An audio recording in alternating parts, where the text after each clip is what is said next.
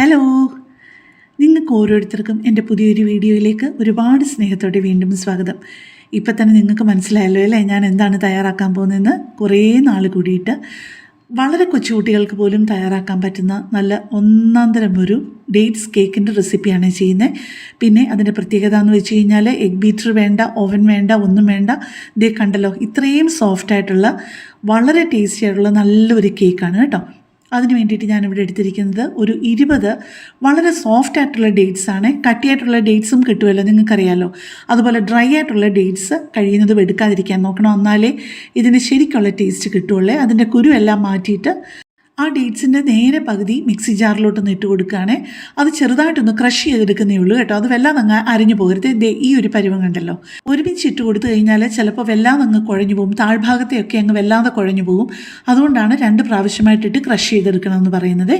അപ്പോൾ നമ്മുടെ dates crush ചെയ്ത് മാറ്റി വെച്ചിട്ടുണ്ട്. ഇനി നമുക്ക് ക്ലീൻ ആയിട്ടുള്ള ഒരു പാത്രത്തിലോട്ട് 1/2 കപ്പ് പഞ്ചസാര ഇട്ട് കൊടുക്കണേ. അതിൻ്റെ കൂട്ടത്തിൽ 1 ടേബിൾ സ്പൂൺ വെള്ളം കൂടി ഒഴിച്ച് കൊടുക്കണം. എന്നിട്ട് അതൊന്ന് കാരമലൈസ് ചെയ്യണേ. അത് നിങ്ങൾ വളരെ കൂടെ നിന്ന് വേറൊരു കാര്യത്തിനും പോകാതെ കൂടെ തന്നെ നിന്ന് വേണം കാരമലൈസ് ചെയ്യാനായിട്ട്. കാരണം ഇത് കൂടുതൽ കാരമലൈസ്ഡ് ആയി പോയി കഴിഞ്ഞ് കഴിഞ്ഞാൽ പഞ്ചസാര കരിഞ്ഞതിൻ്റെ ആ ഒരു വല്ലാത്ത ആ ഒരു ടേസ്റ്റ് വരും കേട്ടോ.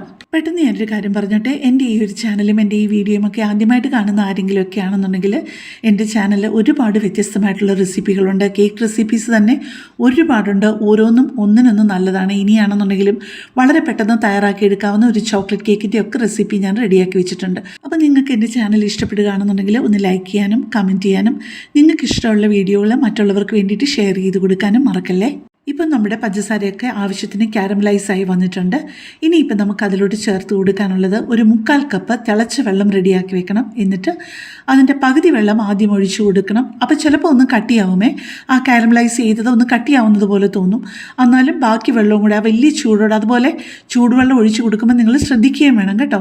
തീരെ അടുത്ത് നിന്ന് വെള്ളം ഒഴിച്ചു കൊടുക്കരുത്, അപ്പോൾ ചിലപ്പോൾ അത് കയ്യിലോട്ട് തെറിക്കുമേ.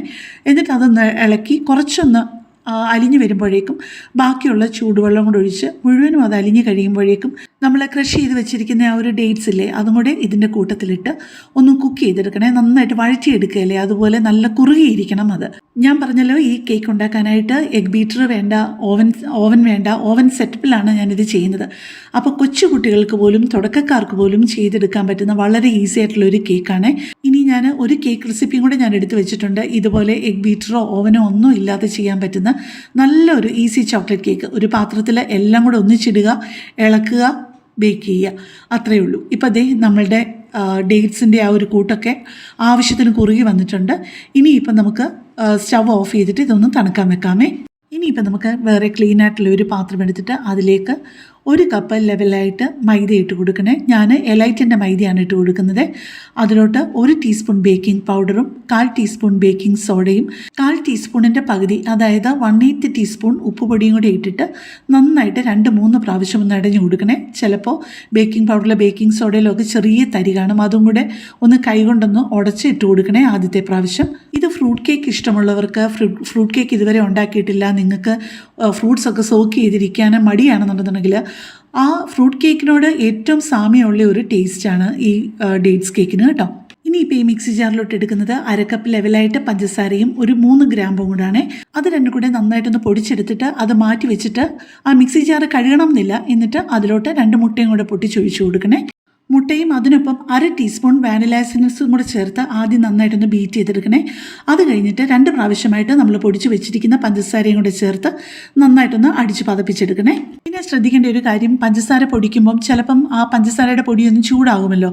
അങ്ങനെയാണെന്നുണ്ടെന്നുണ്ടെങ്കിൽ ആ പഞ്ചസാര പൊടിയുടെ ചൂട് മുഴുവൻ പോയി കഴിഞ്ഞിട്ടേ മുട്ടയ്ക്കകത്ത് ചേർത്ത് ബീറ്റ് ചെയ്യാവുള്ളേ. ഇപ്പം ഞാൻ ഓവന് പകരമായിട്ട് ബേക്ക് ചെയ്യാനായിട്ടുള്ള ഒരു വലിയൊരു പാത്രം എടുത്ത് വെച്ചിട്ടുണ്ട്. ഒരു പഴയ ഒരു നോൺ സ്റ്റിക്ക് പാനാണ്. അതിൻ്റെ അടിയിൽ നമ്മൾ ചൂടൊക്കെ വാങ്ങി വെക്കുന്ന ഒരു റിങ്ങില്ലേ, അതോ ഒരു സ്റ്റീൽ പാത്രമോ വല്ലതും വെച്ചിട്ട് നമുക്ക് പറ്റുന്ന നമ്മുടെ കയ്യിലുള്ള ഒരു അലുമിനിയം പാത്രം എടുത്തിട്ട്, അല്ലെന്നുണ്ടെന്നുണ്ടെങ്കിൽ സ്റ്റീൽ പാത്രമായാലും മതി. അതിനകത്ത് നന്നായിട്ടൊന്ന് ബട്ടർ തേച്ചിട്ട് ബട്ടർ പേപ്പറും കൂടി ഇട്ട് കൊടുക്കുക. അല്ലെന്നുണ്ടെങ്കിൽ കുറച്ച് പൊടി ഇട്ടൊന്ന് ഡസ്റ്റ് ചെയ്താലും മതിയേ. എന്നിട്ട് നമ്മൾ ബേക്ക് ചെയ്യാൻ ഏത് പാത്രമാണോ എടുക്കുന്നത് അതിന് കറക്റ്റായിട്ട് യോജിച്ച ഒരു അടപ്പും കൂടെ എടുക്കണം. ചെറിയൊരു വെയിറ്റും കൂടെ വെച്ച് കഴിഞ്ഞ് കഴിഞ്ഞാൽ കുറച്ചുകൂടെ നല്ലതാണ്. ഇപ്പം നമ്മുടെ ആ ഡേറ്റ്സിൻ്റെ ആ കൂട്ടൊക്കെ നന്നായിട്ട് തണുത്ത് വന്നിട്ടുണ്ട്. അതിനി നമുക്ക് വേറെ ഒരു പാത്രത്തിലോട്ടാക്കി കൊടുക്കാമേ. ആ ഡേറ്റ്സിൻ്റെ ആ ഒരു കൂട്ട് ഇച്ചിരി പോലും വേസ്റ്റ് ആവാതെ കംപ്ലീറ്റ് ആയിട്ട് ഇതിൻ്റെ കൂട്ടത്തിൽ വടിച്ച് ചേർക്കണേ. എന്നിട്ട് ഒരു വിസ്ക് കൊണ്ട് എല്ലാം കൂടെ നന്നായിട്ടൊന്ന് യോജിപ്പിച്ച് കഴിഞ്ഞിട്ട് നമ്മൾ മുട്ടയും പഞ്ചസാരയും കൂടെ ബീറ്റ് ചെയ്ത് വെച്ചിട്ടുണ്ടല്ലോ, അത് ഒരു 2-3 പ്രാവശ്യമായിട്ട് ഇതിൻ്റെ കൂട്ടത്തിലൊന്ന് ചേർത്ത് നന്നായിട്ടൊന്ന് യോജിപ്പിക്കണേ. ശരിക്കും ഈ ഒരു കേക്കിന് ഡേറ്റ്സ് മാത്രം മതി. പക്ഷേ നിങ്ങൾക്ക് വേണമെന്നുണ്ടെന്നുണ്ടെങ്കിൽ കുറച്ച് റേസിൻസോ കുറച്ച് നട്ട്സോ എടുക്കാം. ഞാൻ പക്ഷേ റേസിൻസ് ഇടുന്നില്ല, കുറച്ച് നട്ട്സ് എടുക്കുന്നുണ്ട്.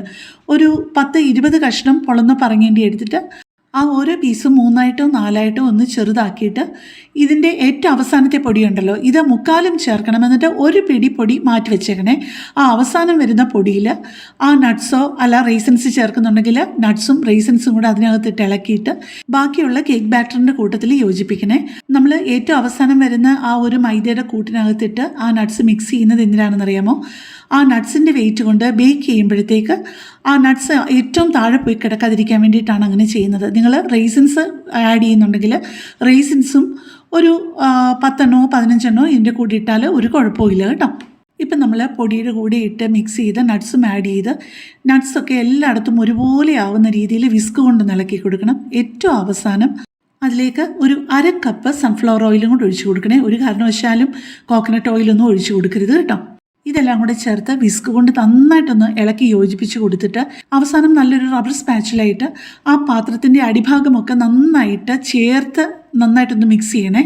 നന്നായിട്ടൊന്ന് ഇളക്കി യോജിപ്പിച്ച് കഴിഞ്ഞാൽ അവിടെ എവിടെയൊക്കെ പറ്റി പിടിച്ചിരിക്കുന്നതൊക്കെ ആ പാത്രത്തിൽ നിന്ന് ഇളക്കി എല്ലാം നമ്മുടെ ഈ കേക്ക് ബാറ്ററിൻ്റെ കൂട്ടത്തിൽ യോജിപ്പിച്ചെടുക്കാൻ പറ്റുള്ളൂ. എത്ര സിമ്പിളായിട്ടാണ് നമ്മൾ കേക്ക് ബാറ്റർ റെഡിയാക്കിയതല്ലേ. ഒട്ടും പേടിക്കേണ്ട കാര്യമില്ല. നമ്മളെല്ലാം കറക്റ്റ് ആ ഒരു അളവിനാണ് ചേർത്തെന്നുണ്ടെങ്കിൽ ഈ ഒരു കൺസിസ്റ്റൻസി ആയിരിക്കും കറക്റ്റായിട്ട് നമ്മൾ മിക്സ് ചെയ്ത് കഴിയുമ്പോൾ വരുന്നത്. ഇപ്പം ഞാൻ ഓയിൽ തേച്ച് കൊടുത്തിട്ട് സൈഡിൽ കുറച്ച് ബട്ടർ പേപ്പറും വെച്ച് കൊടുത്തിട്ടുണ്ട്. എന്നിട്ട് നമ്മുടെ കേക്ക് ബാറ്റർ എല്ലാം കൂടെ അങ്ങോട്ട് യോജിപ്പിച്ചിട്ട് ആ സ്പാച്ചുല കൊണ്ട് തന്നെ നന്നായിട്ടൊന്ന് ലെവലാക്കി കൊടുത്തിട്ട് അതിൻ്റെ എയർ ബബിൾസൊക്കെ പോകാനായിട്ട് ഒരു 4-5 പ്രാവശ്യം ടാപ്പ് ചെയ്യുകയും കൂടെ ചെയ്യുകയാണേ. നമുക്ക് അതിൻ്റെ മുകളിൽ കുറച്ച് കാഷ്യൂ നട്ട്സും കൂടി ഇട്ട് കൊടുത്തിട്ട് 10 മിനിറ്റ് മീഡിയം ഫ്ലെയിമിൽ പ്രീ ഹീറ്റ് ചെയ്ത് ആ ഒരു പാത്രത്തിലോട്ട് നമ്മുടെ ഈ ബേക്ക് ചെയ്യാനുള്ള പാത്രം ഇറക്കി വെച്ചിട്ട് ആദ്യത്തെ ഒരു 30 മിനിറ്റ് മീഡിയം ഫ്ലെയിമിലിടണേ. മീഡിയം ഫ്ലെയിമിലിട്ടിട്ട് പിന്നെ ഒരു 25 മിനിറ്റ് ഏറ്റവും ലോ ഫ്ലെയിമിൽ ഇട്ടിട്ട് ബേക്ക് ചെയ്യണേ. ബേക്ക് ചെയ്യുന്നത് മീഡിയം ഫ്ലെയിമിലും കൂടി പോയി കഴിഞ്ഞ് കഴിഞ്ഞാൽ പെട്ടെന്ന് അത് കേക്കൊക്കെ പൊങ്ങി വരും. പക്ഷേ നമ്മൾ പുറത്തെടുക്കുമ്പോഴത്തേക്ക് നടുഭാഗം വെന്തിട്ടുണ്ടാവില്ല, അങ്ങ് താന്നു പോകുമേ. അതുകൊണ്ട് കുറച്ച് കൂടുതൽ സമയം എടുത്താൽ പോലും മീഡിയം ഫ്ലെയിമിലും ലോ ഫ്ലെയിമിലുമായിട്ട് വെച്ച് കുക്ക് ചെയ്യുന്നത് എപ്പോഴും നല്ലത് കേട്ടോ. ഇപ്പോൾ ദേ നമ്മുടെ പെർഫെക്റ്റ് ആയിട്ട് നമ്മളുടെ കേക്ക് ബേക്കായി വന്നിട്ടുണ്ട്.